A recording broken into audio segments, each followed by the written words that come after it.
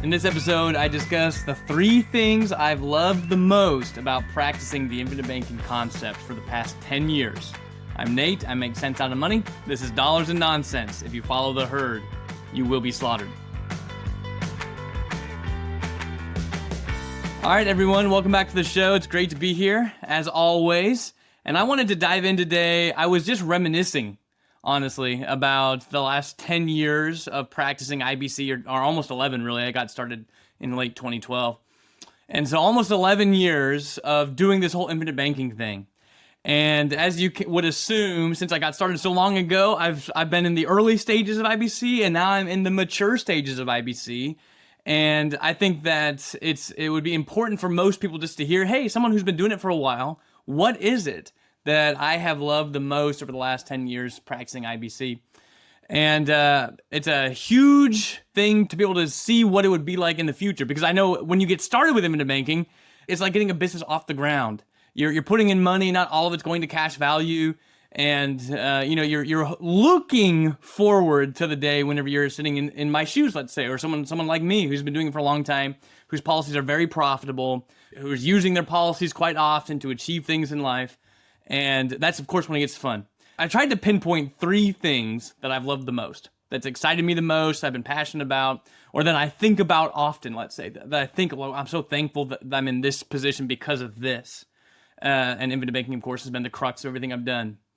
So let's go ahead and dive in. The first thing I was thinking about was what I would call the capital mindset. And so how this plays out is I have noticed that I think differently now than most of the clients I talk to who have been for the last 10 years not doing IBC. They're just getting started, and they've been doing other things for the last 10 years. And so I call this, what I've noticed that I've loved about practicing IBC is that I see my life through what I call a capital mindset. And you only understand what that means by contrasting it to what everyone else has. So I mean, the normal mindset that I think most people live their life with, and they're building money with, trying to build wealth with, is where they see, like, if they're going to put money into a retirement program or a brokerage account or a savings account, they think of maybe like this: I'm saving for retirement, I'm investing for retirement, or I'm investing for a rainy day, or I'm saving for a rainy day. It's kind of a foreign idea to most people to think I'm building capital that I will one day, whether it's right now or whether it's soon to be, deploy to achieve objectives. And so essentially what this means in my own life, the idea of having capital means I have I have dry powder, not wet powder. I have dry powder that's ready to go to help me achieve objectives. So I can sit back and I can think, because all of my money is in policies, and all of it is readily accessible at any given moment in time with no penalty and no tax, and I have a capital mindset. I can sit here and say, I've got all of this capital stored up that's ready to go as soon as an opportunity comes my way that I want to take advantage of that can change my life.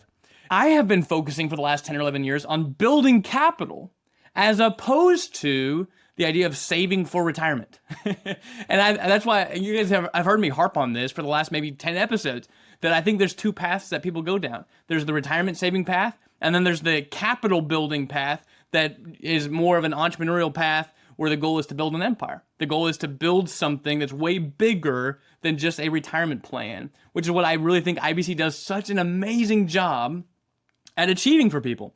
Of course, I know that you can do IBC and just retire from policies, and I'm not opposed to that. I'm just merely saying that most people on the retirement path, while they can use IBC, do things with IBC, have a great time in the world of infinite banking, it really can take off if you start changing your mindset. So the first thing I was thinking about was living life with a capital mindset, that I don't have money invested in policies.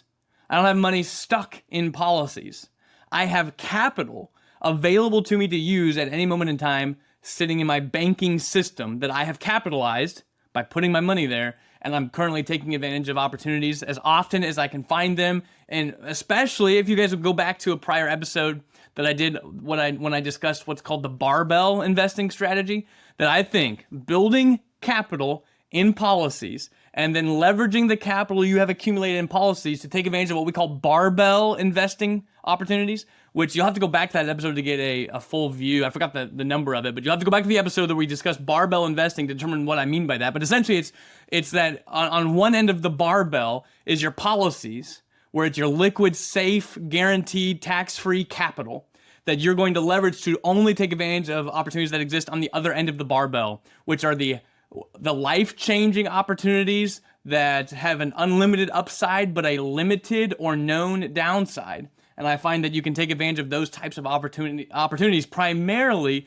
when you are sitting at the table with the gold who makes the rules. As people say, the golden rule. Those who have the gold make the rules. So if you have the capital, you have the gold, you can enter yourself into a position where you have some negotiating power, and you're not just taking off-the-shelf investment opportunities available to everybody. It's a barbell investment for a reason. And those only show up for people who have capital mindsets.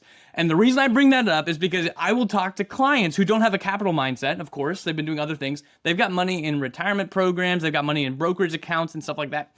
And they don't feel like it is okay for them to use those monies to go achieve things in life, to become something new in the world. They think that money is kind of stuck and on the sidelines, and the money they can really use is their little bit of money that's left over in the bank accounts and checking accounts and savings accounts, things of that sort. I run into this all the time. You have somebody who really does want to build an empire, who they really do want to, grow a real estate investing business, or they want to get into business in some way, or become more entrepreneurial, or grow their own business if they're already an entrepreneur. And they've got money in these retirement accounts and brokerage accounts, and that money does not, they don't feel free to use that money. They don't want to pay tax, they don't want to pay penalties, it's invested, they're earning a rate of return. All I'm saying is that the conventional route does not input into you the idea of accumulating capital with the goal of deploying that in the right opportunities.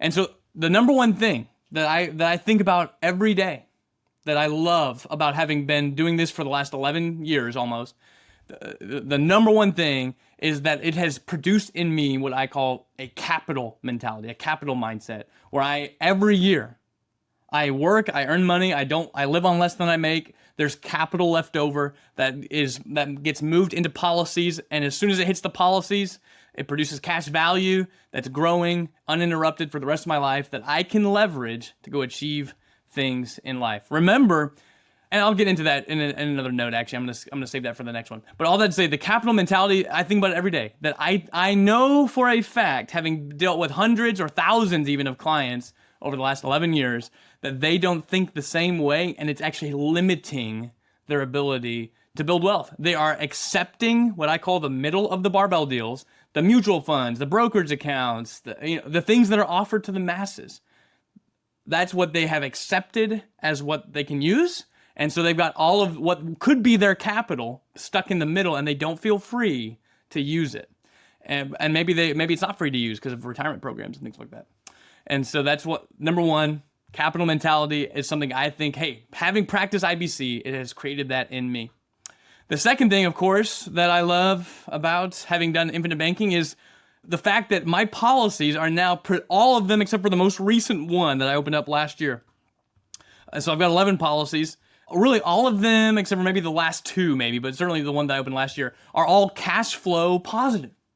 My banking system now, it's 10 years old, but I hope everyone understands this. I didn't open 11 policies 10 years ago. I opened a tiny little rinky-dink policy 11 years ago, when I wasn't making any money. And I have slowly but surely continued to expand by opening new policies, and they've actually gotten progressively larger and larger in size over the last 10 years as my income has gone up and my success has gone up and my wealth has gone up. I've continued to expand the banking system by opening new policies. So what I'm saying is, I started with one little rinky-dink policy at the very, very beginning, which, man, looking back on it, I really wish I had started significantly larger premiums than I did back then. But I couldn't have, right? I mean, I wasn't making very much money the first year in business, practicing IBC, not only as a policy holder, but also as an advisor to it, just getting started. So I wasn't making much, just launching that off.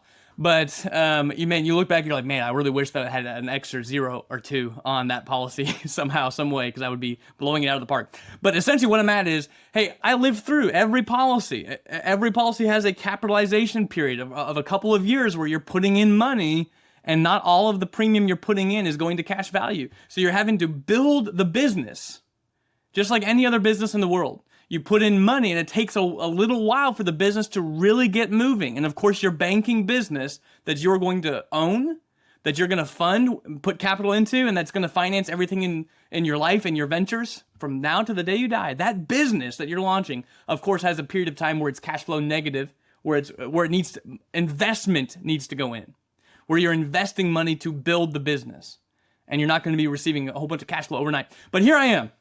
That's all I'm trying to say. Here I am right now, and I think about this quite often. And I've just said this on the podcast many times, how excited I am for my premium days.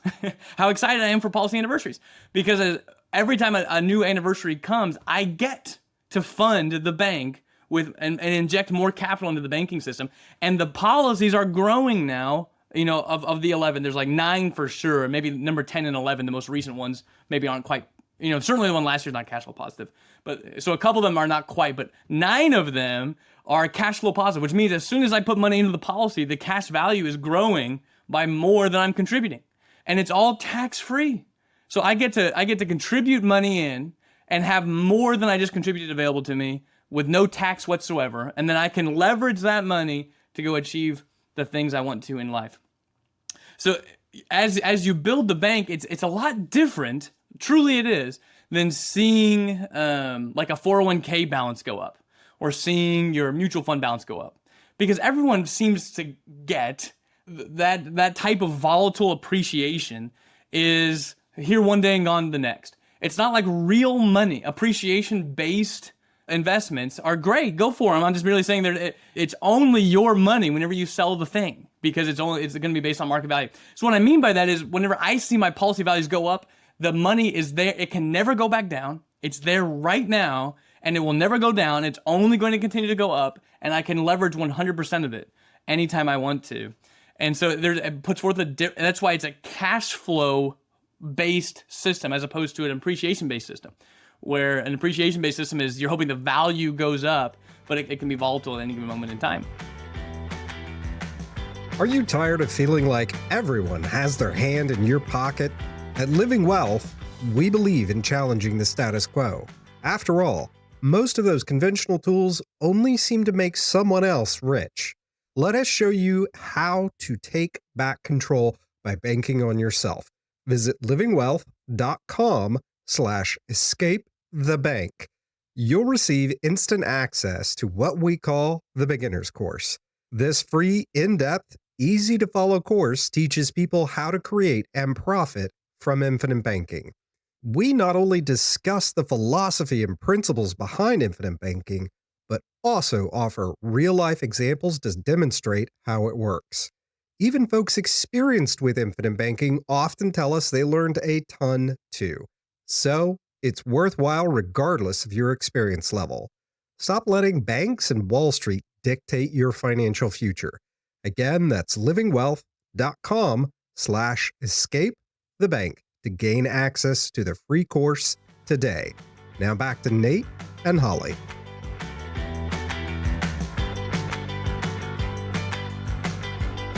So I'm able to sit here, and I think the policies are going to grow by about $50,000 or more above my total policy conglomerate is going to grow by maybe over $50,000 than what I put in this year. And it's just going to keep going up from here, of course, because some of the, numbers 10 and 11, those two policies are not even, operate. Those are brand new, really. I'm just launching those franchises. If you guys can remember back a couple episodes when I talked about opening policies, kind of like opening franchise, getting a franchise in the banking business. So the new ones are still just getting started. But I'll have probably about $50,000 of positive cash flow this year from policies. And it's only going to continue to go up. And I have lived through, for the first, 8-9 years of doing IBC, where the total amount of money I was putting in, because I was opening larger and larger policies towards the tail end, even though the first ones were profitable, they just weren't that big. If I started a policy and I was putting in $10,000 a year of premium, and it's producing $13,000 of cash flow, so I put in 10, it's producing 13, so it's got $3,000 of positive cash flow. I said, that's pretty good. But then whenever you also consider the fact that I might be starting a $100,000 policy this year, and I'll be cash flow negative. In other words, what I'm trying to bring up is that I've been capitalizing policies for the last 11 years, but now I'm finally starting to see the full fruits of everything coming together, where the vast majority of these, and next year it's going to be even more significant because then numbers 10 and 11 will certainly be either breaking even or cash flow positive. And I'm not even talking about the break even point, by the way. So some people will listen to this and they'll think my policies are breaking even right now as far as total money and total money out. I honestly have no idea if any of my policies have broken even or not. And I'm not trying to push back on people who care about that, but remember, life is about cash flow. All I know is that I'm currently paying a premium and it's producing significantly more amounts of cash value, tax-free, than what I'm contributing for the vast majority of my policies. That's what I'm after. Positive cash flow. I have no idea which ones of my policies have broken even. I don't know how much I put in, how much I've taken out, and I really don't care, honestly. To me, it's a fruitless conversation to some degree to try to look back and be like, have I broken even on this one? Because that is an arbitrary number. All I know is that right now it's a very profitable business. Very profitable business.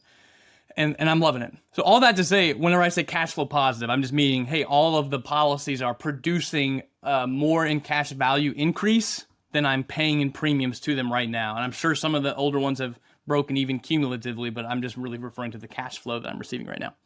So the first thing I've loved about it, that I think about almost every day, is I'm so thankful to have gotten introduced to this when I did, and escaped the conventional route of building wealth, of retirement programs, and saving money for retirement. And instead, I got put into the pathway of building capital to build an empire. Accumulating capital that's going to be deployed to do the things that are going to be worth way more than saving some money in a 401k. And so that was number one. Number two is that right now I'm 10 or 11 years in, almost every single one of my policies is producing positive cash flow. So it's every premium day is exciting. I can't wait to pay premiums. And as you've heard me say, even the brand new ones, I can't wait for premium day because that means I'm one step closer to the day where the premiums will produce positive cash flow, where I'll put in money and receive more cash value back than what I put in. And so I'm living it out. I'm seeing it. It's all done on a tax-free basis.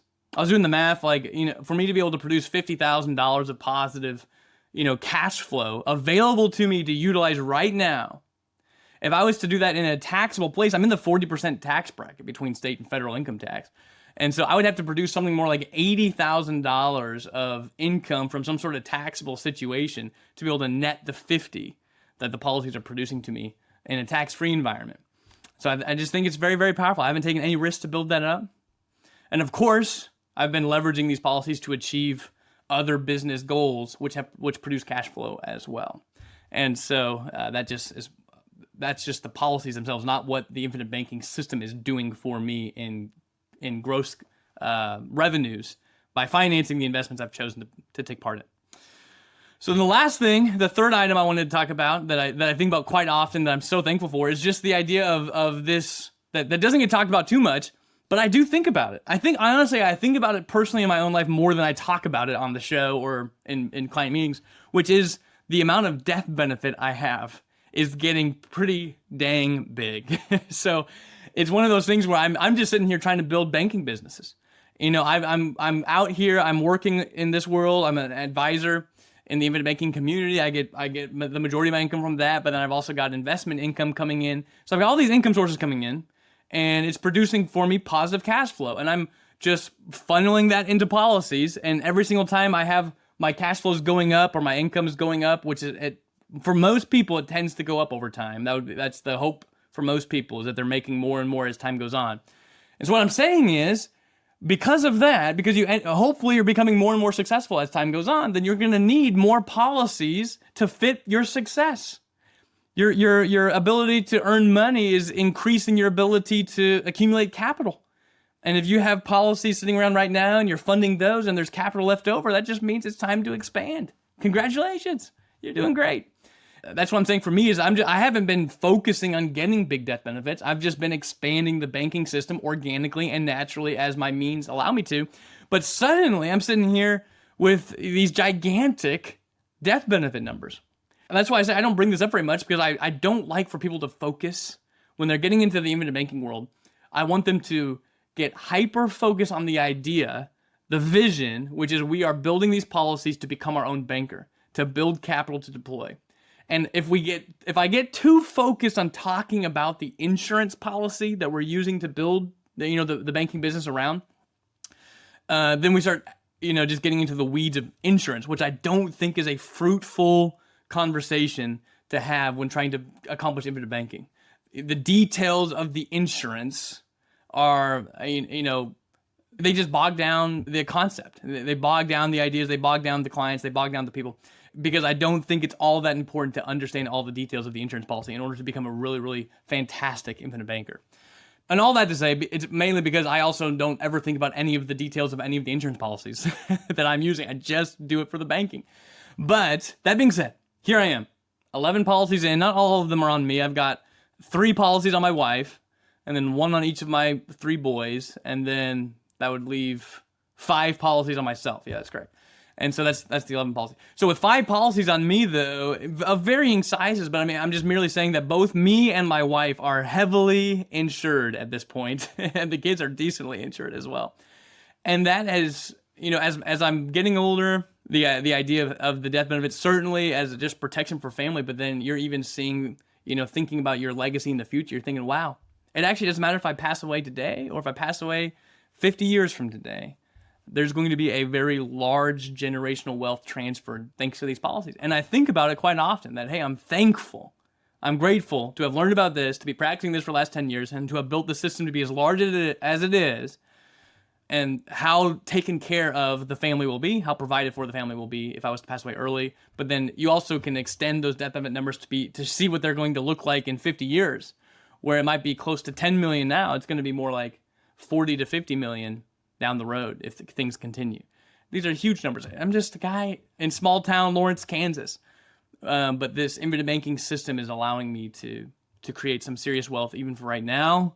But of course, through the legacy and the death benefits that we don't talk too much about because I don't want to get hyper-focused on it. But I would say that of the main things that I've loved about doing IBC for the last 10 years, that one had to make the top 3 list because I think about it a decent amount that, wow, I set out to build a bank, but here I am creating this very large generational wealth transfer, whether that happens sooner, God forbid, or later. So those are the 3 things that I've loved the most about practicing IBC for the last 10 years. Creating a capital mindset as opposed to a saving for retirement or investing for retirement mindset, which definitely changes what types of investments I'm even interested in diving into. And then, of course, the cash flow positive policies that I have that everyone here listening to this will experience within the first few years of a policy. It becomes cash flow positive, where you'll put it in a premium and produce more cash value than you put in. And that's a great feeling. And then you start to really live out what I tell people, which is the idea of being afraid to pay premiums goes by the wayside whenever you pay a premium and you're richer the day after, right? So a lot of times people go into this with the idea of that premiums are payments, and we don't like payments. Payments take money out of our pocket. So we like to keep payments small. And people come in with a faulty reasoning on premium. They don't even like the term premium. They think it's way more rigid than it is. And I've tried to beat that to death, but there's no way I can beat it to death theoretically. You're going to have to experience it. You're going to have to experience the joy of contributing money to policies and producing more than you're putting in, and get excited about, hey, I could do this with a few more of these policies. So the cash flow positivity in a totally tax-free environment with no risk and no volatility is super powerful. And then lastly, of course, the legacy and the death benefit that's being created is becoming larger than I ever thought possible. And those are the 3 things that I've loved the most, that I think about all the time. And I'm sure for those of you listening who are doing it, and for those of you listening who are on the fence, I mean, I hope this was helpful to hear from someone who's been, I know I've got skin in the game, because of course I make money by people wanting to do this with me. But I'm putting in, trust me, I'm putting in just as much as I possibly can myself at a high level of commitment, because I believe so strongly in the idea, and I would not be teaching this just for money. I teach this because I'm passionate about it, which I think comes through. Once again, guys, thank you so much for listening. And remember, it would mean the world to us if you would like, rate, review, subscribe on YouTube. We're trying to grow the YouTube audience. So if you're watching on YouTube, go subscribe, write a comment, give us a thumbs up, ask us a question, whatever what you want to do to just give the algorithms the idea that people are loving the show. It means the world to us. It's the best way to get the word out there. But this has been Dollars and Nonsense. If you follow the herd, you will be slaughtered. Listener, one last thing before you go. Start your journey towards financial security and wealth today. Visit livingwealth.com/escape the bank. Upon completing this course, you'll have all the information that you'll need to see if infinite banking is right for you. Again, go to livingwealth.com/escape the bank.